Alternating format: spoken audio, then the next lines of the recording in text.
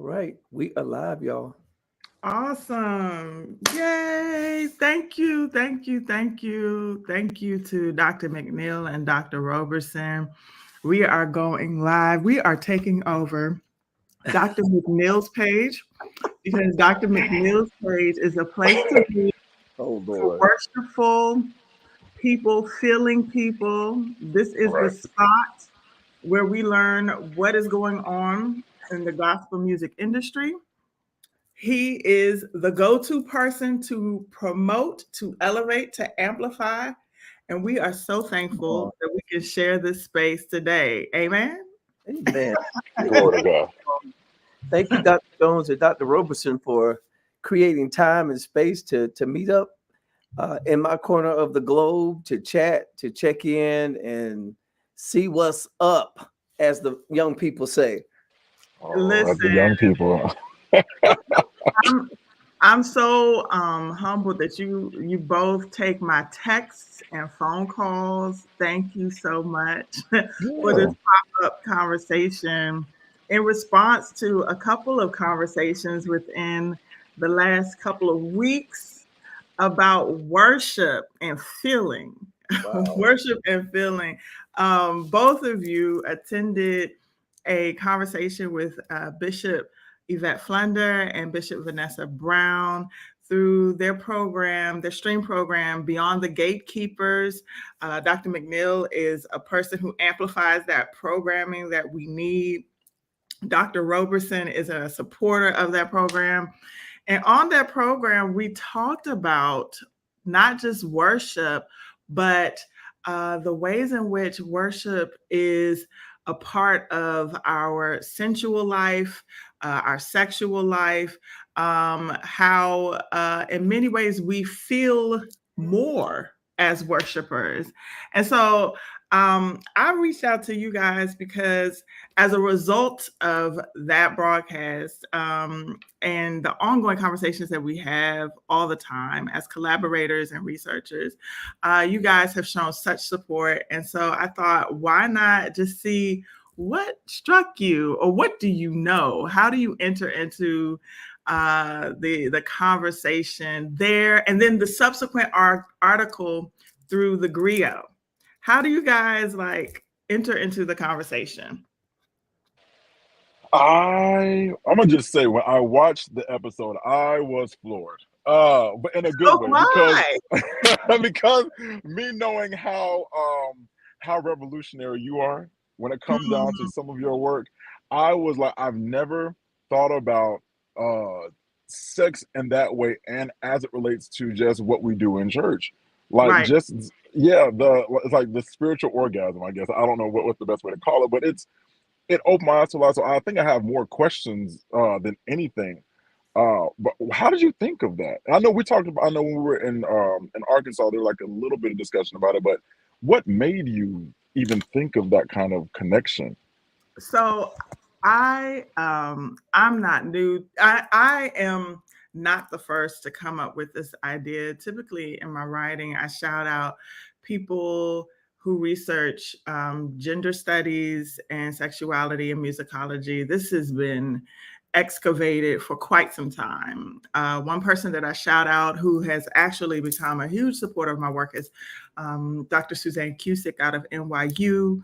Of course, Susan McClary is someone else that people evoke. Philip Brett are pioneers in these sorts of ways of understanding the body.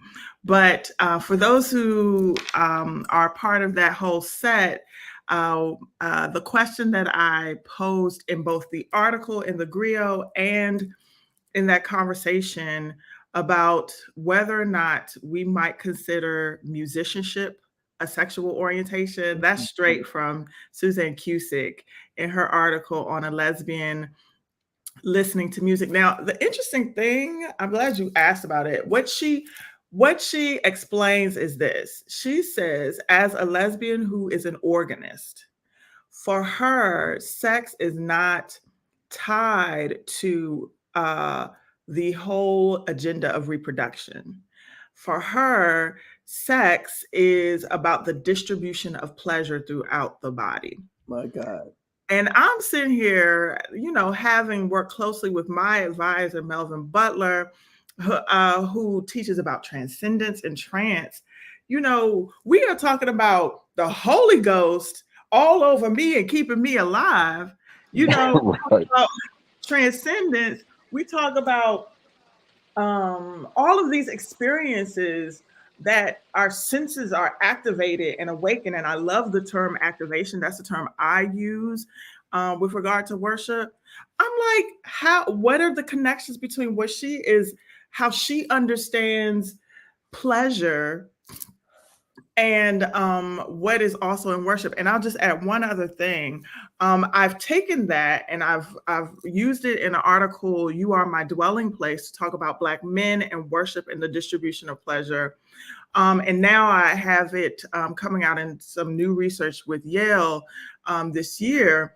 But I want us to understand that distribution of pleasure is a part of what we are thinking through with the fullness of joy in the text and in our music, that many worshipers actually are activated, we could say, or aroused when they are giving their all in spirit and in truth. I'll stop there. Is that answering your question? Yeah, that answers it all, because now it just makes me now I have to just be more aware of how I'm doing both of those things. Just having, and I don't even know if it's even to say that there are different sensations. Right. I don't even know. Or maybe it is different sensations in the same body, and yeah, I have to just be more aware now. But see, you as a vocalist, yeah, in vocalist and vocal pedagogue speak, right?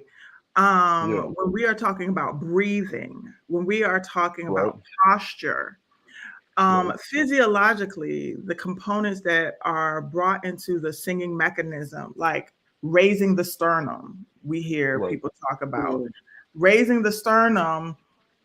Some women might be told, and excuse the crassness, but these are our body parts. Some women might be told to lift their breast. Some folks might be told to tuck their tailbone in. That's the sacrum. Some people are right, told appoggio, a 360 sensation of right. breathing. That 360 is the roundness that goes around the belly, but also up and down, engaging the Yeah, pelvic floor. All of these that I'm mentioning, even your larynx is an erogenous zone. And so, right, though there may not be the apex as others might understand it, there is right. a lot of stimulation in the spaces in our body that are associated with our nerve endings. Yeah. Say less. That's all I got. Well, Dr. Jones, for me, I have to say, number one, thank you for the courage to say Mm, what a lot of us have been thinking. A lot mhm, of us intuitively know, uh, and a lot of us have been in tune with, but just have not had the space or permission to add vocabulary to it. mm, So you've given us permission to talk about this and do it in community, which mm, is beautiful. I can't help but think of, as I was watching your broadcast on Beyond the Gatekeepers, to think about the metaphors that I've used in choir rehearsals as a director, musician, to evoke a particular sound or mhm, to assist singers with getting a particular note. Like for my female identified singers, I have been known to say, lift your girls, and lift the girls and use the girls to help you get that high C. Um, and for my male identified singers, especially for higher notes, I have asked them, squeeze your butt cheeks, squeeze your butt to get to that high A or high B But flat. it's the truth, though. The truth. Yeah. no And lie. and people laugh and they do it and they get the note. But Hello? these are the kinds of things that we've been doing intuitively, you know, as you say, I love that word too, to activate performance. Right. Um, and people get it instantly. You know, Right. you don't have to write a dissertation about what it means to lift the girls. You know, people, oh, I can get with that. I know what that means. Right. And Yeah. it's an instant way to correct pitch, rhythm, whatever you need it for, and it's in my toolkit, you know, Right. and Yeah. I use it. But I thank you for giving credence to it and just making it real and valid. Um, I love your work, and you know that. Mhm. Flaming, all of your articles, everything that you have done has pointed us, has prepared us even Mhm. for where you are now as a gastro in what is it? Am I saying it right? Gastromusicologist. Gastromusicologist. I was getting ready to say Yes. gastro Music and food. something else. I don't know what it is. Yes. Uh, I, all of this is working together. You know, I see mm, the convergence of this and how you are evolving as a scholar. It is just wonderful, and you're taking us along with you, which is mm, very beautiful. Uh, mm, Academically and practically. Okay, mm. the academy, the theory of it, but also how do we embody this? How do we enter into this, and how do we look at this from a practical, theological perspective, which is where I live and reside. Mm. But I can't help but think about the musicals that you talked about, the midnight musicals, and Oh, yes. the anniversaries, the choir anniversaries, and the concerts, especially gospel concerts, Right. um, where there is a lot of athleticism in the choir directing, Yeah. choreography. The Uh, performativity of it all. yeah, that Mhm. we see in our choir performance. The agitation that's generated in the praise breaks, which I see in a whole different way now. I'm Oh my sorry. gosh. And looking at praise and worship as a form of foreplay, you know, Yeah. No, liturgical seriously. foreplay. Yeah. Um, especially this extended um, length, this extended time of music that happens before the main service that is used to warm people up. Yeah, absolutely. Like it's But that's African, To right? think of all that. Yeah. The spirit cannot descend without a song. Like literally, this is what the sermonic selection is doing. And the afterglow is the altar call. Yeah. Yeah. wow. How do you I, Yeah. Yeah. yeah, it's everything. And it's funny because my thought is this. With all of this work that you are doing, have you, of course, you know that there are many people who are receiving it, but have you ever had any pushback from people who feel like you are being too forward with Mhm. this? Absolutely. Okay. Hello. Hey, you Um, here. yes, when I first went on a popular show, the Saints and friends were absolutely upset. Said they don't have these sensations. Um, Oh, thought that I was inappropriate, and that's fine. It's okay. What I mentioned on Beyond the Gatekeepers is this: that often when folks are not using their entire body, those of us who are trained and good at what we do, we can tell they're not using their entire. Mm. yes. Yes. Singing is a full body experience, like I said on the thing. And it is, you can't, if you want to produce a sound that comes from the core, you must connect everything that is around the core. Hello, From the first toe all the way to the tip of the very last piece of hair on your head. You got to use it all. say it in the mic. Say it in the mic. You gotta from the rooter to the tutor, get it out from the toe Hello. to the very, because it's the thing. What I learned is, I think, but churches taught me that. when I would see that lady singing a song before the pastor would get up at the choir anniversary, she would be using her whole body, and she may have been older on a cane, but you could see it in her knees. Sometimes when the song wouldn't get good, she would bend her knees, or she would maybe rock to the left or to the right. But there is something that is so connected to the heart, the mind, and the body. And so I often, when I was learning to sing classically, my mind disconnected all of that movement because I never saw them do that. And so I automatically thought, well, they're not feeling what they're singing. But I think taking the experience as one who grew up in the church and placing it on a stage where you may not always see people doing that much movement, what I've learned to do is not forsake my experience. Right. But that full body experience is exactly what it's called for. I mean, to your point, there are those who will be like, it don't take all of that for me to sing, and we can hear that their larynx is raised, so covered sound, pitch or intonation issues.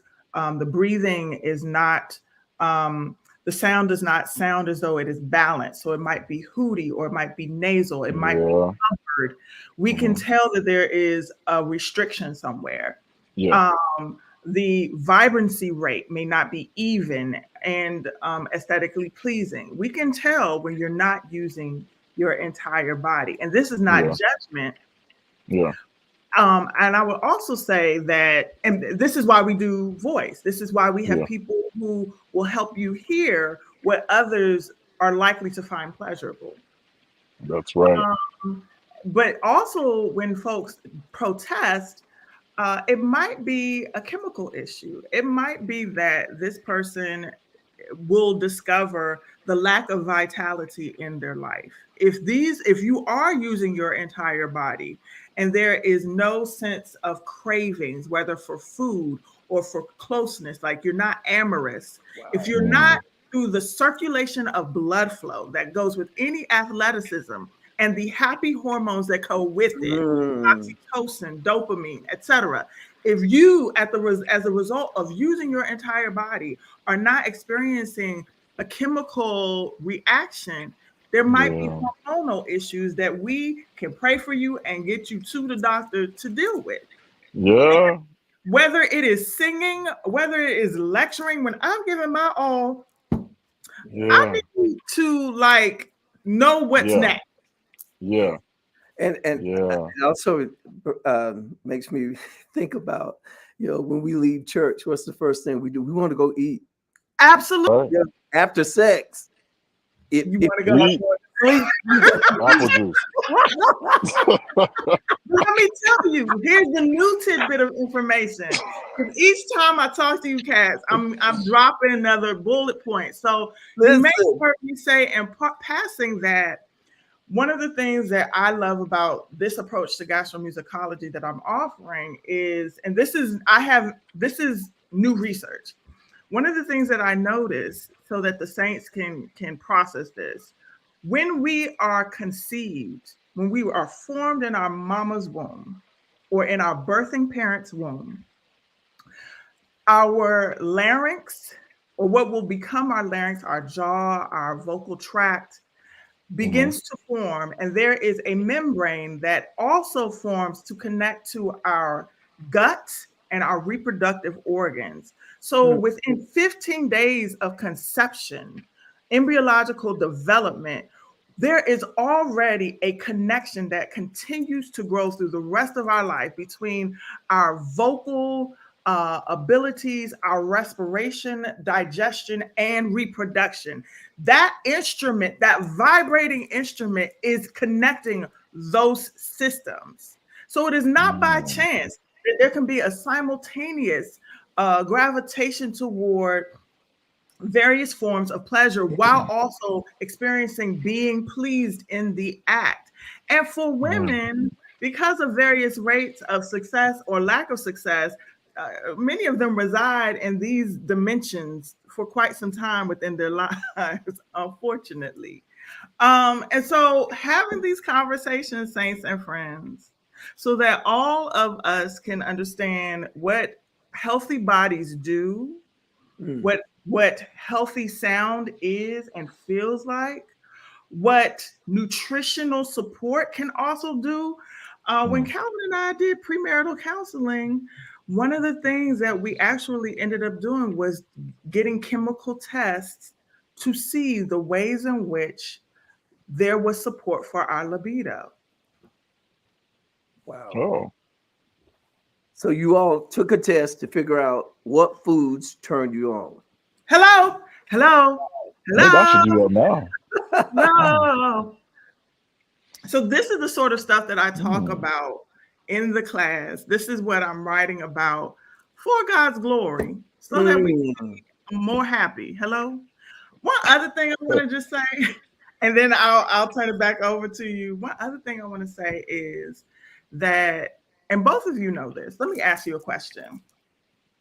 In singing, how important is it for folks to have a free jaw? How important Oh, is all the that? time, all the Oh, time. No, you don't need any tension. yeah. Say more. It affects everything. It affects, and I'm using your word, the vitality of the pitch, Yeah, absolutely. the accuracy of the pitch, Mm. and the clarity of the vowel, okay, and the Mhm. words that are being sung through that shape. Um, yeah, that freedom is what is part of the job of the conducting gesture, if you Yeah, will. Yes, yeah, Um, yes, the yes. conductor has a responsibility to find a gesture that will, in some indirect way, help the singer free their mechanism up to execute the music well. So, absolutely. yeah. What does it sound like when the jaw isn't free? Like what is the experience one might have listening to a person, or what is the sympathetic, because when a singer is Yeah. singing and I'm enjoying it, I have a sympathetic experience, and when it's not going Yeah. well, I also have a sympathetic experience. Yes, yes, yeah. Right. It's, um What yeah, is you that? feel it as a listener. You yeah, feel you You you do, and you get tight in your body. literally feel the yeah. freedom. What did you say, Emorja? Dr. Roberson, what You did you get tight, baby. Listen, because it's like because you say? can literally see their attention, and then that feeling it transfers from their body to yours, and it's like Yes. I know what that can sound like, but I Yeah. know what that feels like. So let me get a key and unlock that jaw tension for a little bit. Yeah. Right. I mean, don't you want to just chew for God's glory right now? Well, let me tell you this. One of the things that I found in doing this research, the article is entitled The Vagina Dentata, and it's about the Mhm. tubed vagina. And this is a folklore that goes throughout the world. As I was looking at this idea of the vagina dentata, what I found in looking at jaw tension, that trauma therapists and pelvic floor specialists that actually treat all genders, pelvic floor special, there is a specialist that Wow. deals with the pelvic floor, that when your Mm. jaw has tension, your pelvic floor has tension. That when your jaw has tension, because of that membrane, your pelvic floor Yeah. tension. So it could be incontinence. It could be inability to perform for both women and men. There are, as I mentioned in my conversation with Dr. Brigida and Professor Natasha, that there's the condition called vulvodynia vaginismus, where women are unable to have intercourse freely. But then Mhm. also there is a rise. I'm thinking of one of my friends whose husband says there are many men in his church who he is treating for erectile dysfunction. All of that are signs Mhm. of a lack of coordination between the jaw, likely lack of coordination, allegedly, Allegedly. coordination Yeah. between the jaw and the pelvic floor. So I have footage of using medical models and therapeutic practices to get people to see what it looks like when you are breathing correctly and coordination between your pelvic floor and your jaw. And so we actually look at people's body parts or medical model body parts so folks can see Yeah. what the coordination is supposed to be like. I wish I had that in voice. Wow. I had to use I'm my gonna go ahead and scare my students. So that's why it's important also to not only when you're doing a vocal warm up to do a physical warm up Exactly. with your body. Yeah. Choirs, soloists, yeah, that you warm up physically. Absolutely. Because the voice is a hidden instrument, the body is its casing, if you will. And so that has to be tuned Right. Yeah. as well. And to ignore that, I think contributes to the very thing that you're addressing here in terms of ways to release that tension. Absolutely. Yeah. And Dr. McNeill, you made me think about something. Every time I've started doing this recently, I realized that once I do cardio for about like 20 minutes, I feel so open. And so Right. before I start singing, if I have like a concert coming up, I will go do cardio for about 20 minutes. And it's like I just feel my body just feels much more open. And so one thing I wish I would have done, I still can do, is body mapping. Yeah. Because I heard it's very effective, but I've never had the chance to do it. So yeah. Oh yeah, that makes complete sense. And I've been in settings when you were like, let me go to the gym right before this Yeah. musical. Yes. Yep. You ain't lying. You are not lying. Yeah. And you hear of people doing Alexander technique and yoga. Yeah. For my the way I'm wired, yoga, I'm finding with regard to my nutrition and to my personality type, I saw reoccurring that yoga actually, my phone is giving me my intention alarm. That yoga is the way that, or yoga and Pilates are ways in which I connect with my body best. But I did the sort of exploration of information, Yeah. the relaxation techniques. And actually, Yeah. when I looked up the nutrition that was prescribed to me, it was reinforced by that thing. So, like, you can't tell me that a vital body, a body that is experiencing vitality, does not veer toward these forms of transcendence. Just, yeah. Yeah. Wow. Dr. Jones, are you open to answering? Yes, yes. We have a question from Dr. Shakima North Albert. And she says, can you talk about the metaphors we use or the sexual feelings that are invoked in gospel music, that are invoked in gospel music, how they can serve to trigger and or re-traumatize survivors of sexual abuse and assault? Yeah, I appreciate this question. And Dr. McNeill has actually seen me lecture in my Just Worship lecture that he has invited and commissioned in many ways. One song that Dr. Roberson got the saints upset with me was a song, I give myself away. Oh. Uh-huh. That is a song where I immediately disconnect. Not that it's I not don't care for it, but I got you. not that it's not pretty, and if it is requested, okay, cool, I will facilitate it. However, I feel like it's one of those songs that needs to be sung with an assignment, a very clear assignment. Like it can't just live out I see there where you're without going. any critical thought around its Yeah. blanket use. I do an assignment with my students where I actually have them not just look at worship songs, but just songs that are seemingly feel-good songs that could actually be the soundtrack to sexual misconduct. Oh. Yeah, like the song Permission Wow. by Earl James. He talks about giving me the green light. But in it, Yeah. he talks about getting some blow and sipping some Jack. Like, even though he's asking for consent, there is still this moment of using substances. And so similarly, like, connecting the street to the church is important. Asking Yeah. for consent and when giving hugs and passing of the peace, our liturgy is important. It can't just be repertoire. It has to be the preaching. It has to be how we actively think when we are outside of the church, and then when we are inside the church, give the songs an assignment. If you're going to use it, make sure that it is furthering a story that has been told over the course of the worship.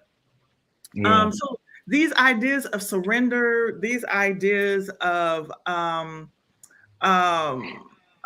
being possessed, and even warfare ideas, I think we need to actively listen to when we are in worship spaces, but also asking the saints, are there particular songs that trigger you, that might likely appear in a worship setting? Could you please let us know so we can be mindful of their incorporation?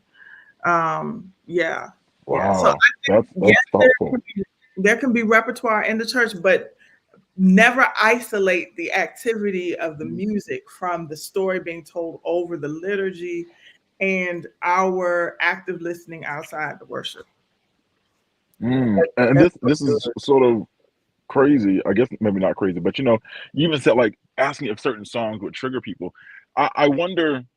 'Cause I'm thinking about when I go back to the Funak Springs, to Union Springs or to Macedonia and say, "Hey, that song that y'all sing, I don't feel good when you do it. Could you not sing?" Like, how do you even have that conversation?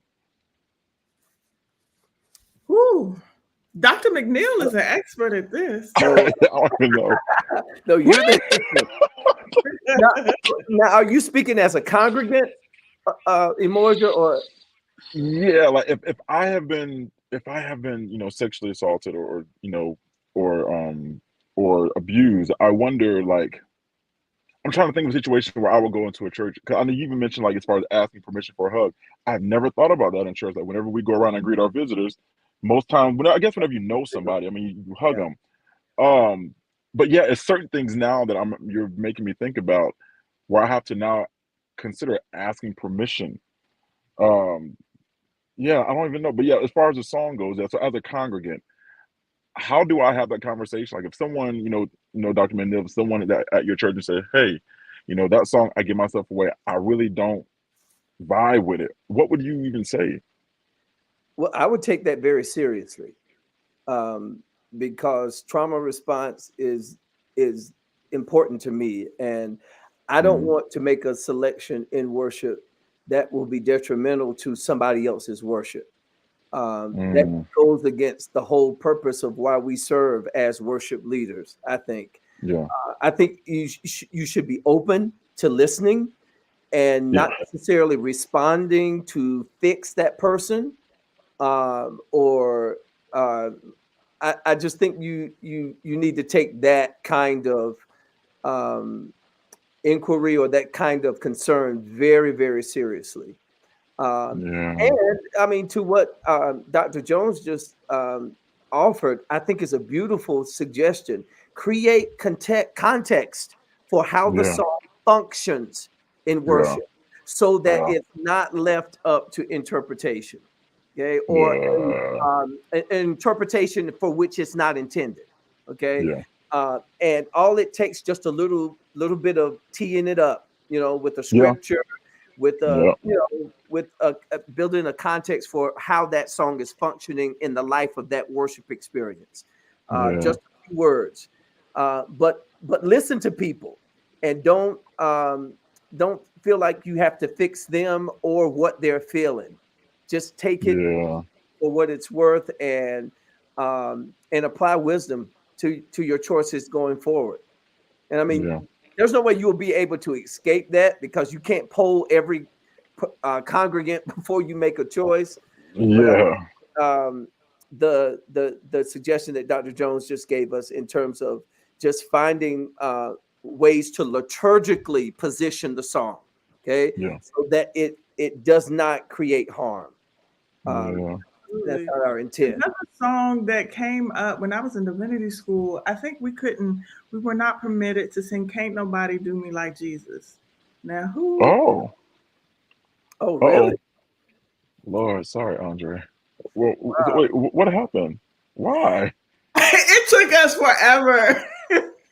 This was a predominantly white divinity school that was Oh, not feeling can't nobody do me like Jesus. And this was them really trying to reconcile their feelings around these sort of Jesus is my boyfriend songs, particularly with attunement to a queer listening to the songs. So uh, uh yeah, the black folk were like, No, that that's what we cut our teeth on. That's yeah, yeah, exactly. you that is know, base. That's foundational for who we are in our yes, worship. yes. Yeah, Wow. So I know Dr. Roberson has a commitment. I wanted at least one more to discuss one more thing, which is um, this idea of intimacy and just, the sort of understanding of music making and just everyday acts as being ways of expressing love, feeling loved, or feeling pleasure. Um, does that strike either of you in any particular way that worship can continue? That praise waiteth. Oh, that just came. That praise waiteth. Huh? Huh? For thee. Yes. I know Uncle Smallwood is like, she's got jokes. I oh mean, gosh, is that helpful that worship is not just for the conventional sanctuary? yeah, Yeah. yeah, It makes sense to me. yeah, And you know, and perhaps the benediction be, becomes the call to worship for another kind of worship. Come on, come on. We're talking about worship, this uh, this continuation of a worship, the corporate worship, the public yeah, worship, and that and I teach my students that worship is ongoing; it never ceases. Come The right, on. right, domains in which we do it in changes from yeah, private or yeah, public to personal or private, yeah, and so this further, for me, it further validates Hmm. the notion or the metaphor of unceasing worship, Yeah. uh, yeah, and the many ways that it looks and it could take shape and form in our lives, and and how life-giving could it be if we opened ourselves up to see how our worship in tabernacle, in the public tabernacle, can affect and enhance our worship in the private tabernacle, Come on. and that yeah, Hmm. they both lean on each other and need each other. Right. um, and so I thank you for creating the conversation for us to see this and to Hmm. imagine yeah, in this way. um, I love it. I love it, and I know it's uncomfortable for some, yeah, but I think that it is a way to it. I think one enhances the other, Hmm. um, yeah. if we allow it. Hmm. Okay, so very grateful for these connections. Oh, Thank you. I'm telling you, like everything you said. So, like, the one thing that continues to like swarm around in my mind is sex considered to be worship? And Hmm. yeah, yeah. Hmm. 'Cause I guess even in sex, you must do it in truth. I guess I don't know if it's spirit and truth. You I don't did. know. 'Cause I don't. I mean, I mean, in spirit and truth. But let me uh, help you because I know how you are being judicious with your words, and I get it because I am the same. But can I offer something, tell me that. which is in many ways what we are called to do as music ministers, and I know there are going to be people that are like, "What is she saying?" But in many ways, we are asked to be inflamed in order to lead people into worship. We are asked to activate. That is a self pleasing activity. Mm, Yeah. People are already having sex and Uh, don't even realize it. If we disabuse ourselves from it being genitalia and intercourse focus. Right. Folks Right. already understand that self-pleasing doesn't have to be about the conventional choreography that we see on TV and portrayed, but it is Yeah. actually the igniting of oneself. The Yeah. shaking and quaking is very Yeah. reminiscent for many of other activities. Yeah. Yeah. Well, Lord. Yeah, the While we out here playing. yeah, the Yeah. quickening Yeah. that the quickening that we do in church is also a quickening that we do at home. Listen, and this does not diminish the Mighty God. piety. It does not diminish the Mm-mm. piety at all. Yeah. I'm very Yeah. traditional in many ways, Yeah. but I also understand that there are some who there are recording artists who have like Leandria who I've shared this with, Mhm. and she's like, Yeah. thank you for saying this. My cousin, who is a major contemporary artist, thank you for saying this, because when I get home, I'm, like I'm good, or my appetite is. Yeah. This message is to help the people that feel like they are a problem while they are leading Yeah. folks into the Holy of Holies. Yeah. And I want them to know that is God all over you. That is God. Like, That is God working in and through you Yeah. for your Yeah. pleasure and for those who are being led by your ministry. Yeah. I don't mean to yell at you. No. It works. It works. I appreciate you just for opening Pandora's box. I'm gonna take this. I'm going to take this to the church down the street. They got 5 members who are over the age of 80, and see how they feel about it. Listen, please include me in the conversation, because of course Yeah. there's this sort of generational divide for some, but then there are others who marinate on it and they're like, Yeah. because don't be fooled. Those who protest too much are getting it in the nursing homes. There are high rates of sexually transmitted believe it. diseases. Hello, I and it believe doesn't have to be just pathology, but I'm just saying that's one of the forms Yeah. of evidence. That's one of Yeah. the forms of evidence. So don't let folks, deflect in Yeah. those ways. Yeah. So yeah, I hope to continue having these conversations, and I just thank you guys for availing yourself and responding to the research, understanding my heart. This is to help people have the support system and the knowledge to excel in all things exceedingly and abundantly. Because many of us are twiddling our thumbs, having no idea the sorts of information that we need to be cultivating. And saints and friends, we are only scratching the surface. I have not exhausted what is in this article or what will be in this book, connecting our appetites and how that has implications for our worship. I just also want to say, as I say thank you to both Dr. Roberson and Dr. McNeill, whose organization powered this conversation. I just want to say you too were among the friends who responded to a call for help in response to what my family is facing with regard to radio stations in North Carolina, trumped up issues with regard to taxes that we have paid, but there has been some pursuit of our property and our business. This is an election year. It is a radio station. And in many ways, it's the same script, different cast, and you guys contributed to our efforts. And so I want to thank you publicly, but you always down.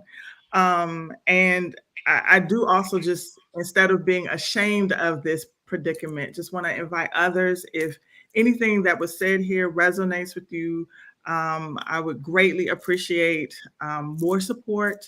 We are facing the legal aspect of it, which takes money. And so I'll put the information for that in the chat. And those who actually give me their information, like their email, I would like to offer a workshop for you guys, completing this sort of information, including the two of you. I know y'all would come regardless. I mean, Um, I'm gonna just buy a flight, ticket. I'll be all right. Yay! But just, to say thank you for those who heard the call, or if you want more information about what's going on, I'm happy to share it. I don't want to bore you all with details. How can people give to the effort to save your father's radio station? How can we? For those who want PayPal, you can send through PayPal Paradise Radio Network at Gmail. That's Paradise Radio Network at Gmail. And then for those of you who are Cash App oriented, you can send to Dr. Alisha, Alisha, Lola. I'm typing it. Dr. Alisha, Lola. Okay. Yes, sir. Jones. That's Cash App. Yes, and you can put in the memo your email address so I can follow up with you when we offer more of this information in a training for those who are contributors. So PayPal is Paradise Radio Network at Gmail.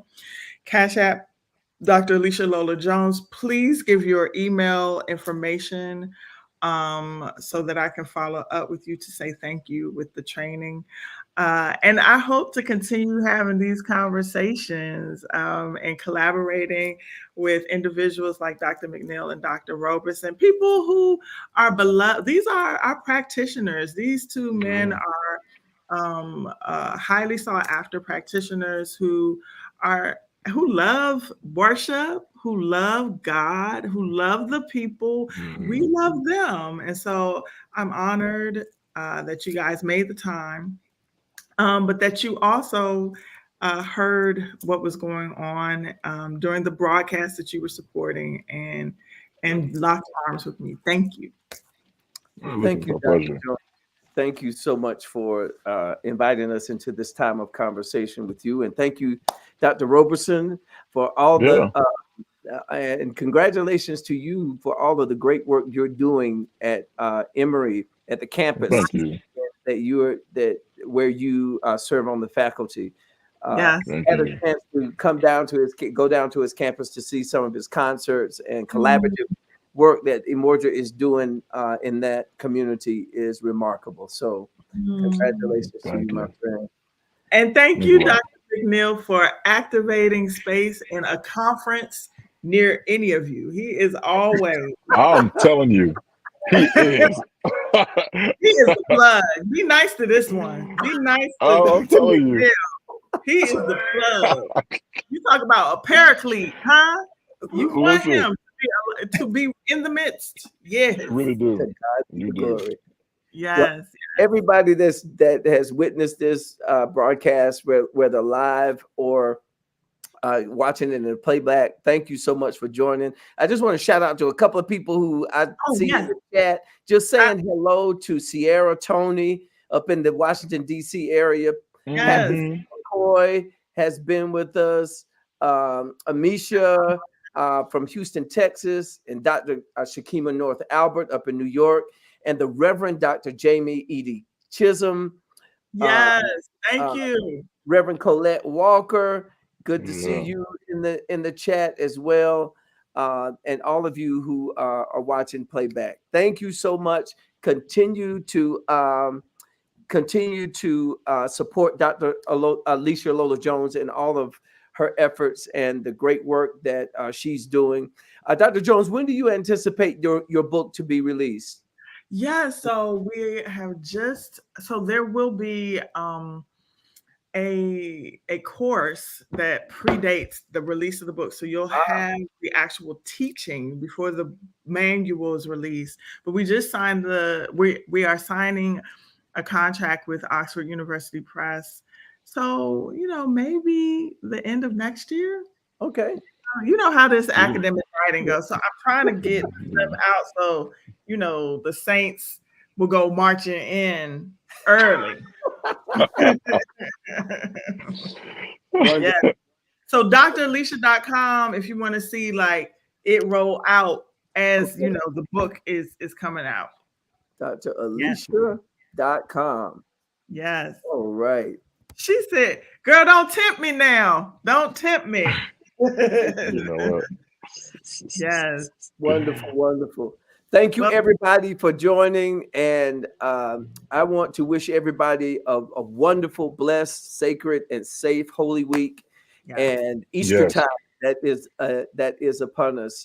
And our hearts and prayers go out to the people in Baltimore, Maryland, um, Yeah. and all that's going on there. We definitely want Yeah. to lift them up as we journey to resurrection this weekend. All right. Thank you, Yeah. everybody. Have a good afternoon, and we will see you again the next Thank time. All you. right. Thank you. All right.